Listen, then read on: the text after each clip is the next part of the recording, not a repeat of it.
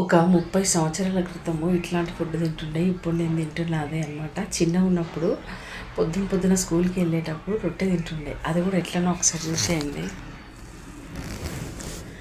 ఇదిగోండి, ఇది కొత్త చింతకాయ పచ్చడి.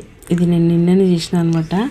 చింతకాయ పచ్చడి అండ్ జొన్న రొట్టె, ఇది టీ. ఏంది ఏదో చూపిస్తుందని అనుకోవద్దు. ఈ ఒక్కసారి జ్ఞాపకం గుర్తు చేసుకోండి. చాలా వరకు ఊళ్ళల్లో ఉన్న వాళ్ళైతే చిన్నప్పుడు ఇదే తింటుండే. చూస్తున్నారా, చింతకాయ పచ్చడి చాలా బాగుంది, పుల్ల పుల్లగా. రాత్రి జొన్న రొట్టెలు అప్పుడు ఎప్పుడైనా కూడా సాయంకాలం పుట్టిన చేస్తుండే, ఎండాకాలం కానీ చలికాలం కానీ. నిజంగా ఇది తిన్న వాళ్ళకి దాని టేస్ట్ తెలుస్తుంది. ఇది టీ, ఇందులో వేసేసిన.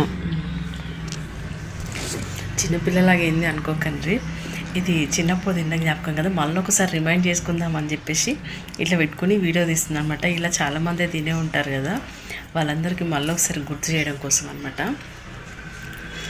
నైట్ చేసిన రొట్టెలు ఉంటుండే, అయితే దాని మీద చింతకాయ పచ్చడి కానీ, అంటే అప్పుడే ఈ చలికాలంలో పెడతారు కదా కొత్త చింతకాయ పచ్చడి. ఇట్లా మాట్లాడుతుంటే నోట్లో నీళ్ళు ఉడుతున్నాయి, అంత పుల్లగా ఉంది, చాలా బాగుంది. అట్లా తింటుంటే చిన్నప్పుడు వేడి వేడి చాయ్, పెద్ద గ్లాస్లో టీ, అందులో ఒక జొన్న రొట్టె మొత్తం వేస్తుండే. ఒకటి చిన్న చిన్న జొన్నలు అంటుండే కదా, అవి అనమాట. ఇంకా మొక్కజొన్న పిండితో కూడా రొట్టెలు చేస్తుండే. అవైతే ఇంకా టేస్ట్ ఉంటుండే టీలో.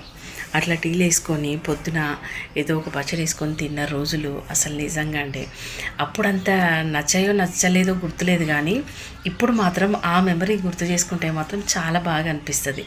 నిజంగా చెప్తున్నా, మీరెవరైనా ఇట్లా తిన్నారా? జొన్న రొట్టె చింతకాయ పచ్చడి అండ్ టీలో జొన్న రొట్టె వేసుకొని. నేనైతే తిన్నాను, నాకు బాగా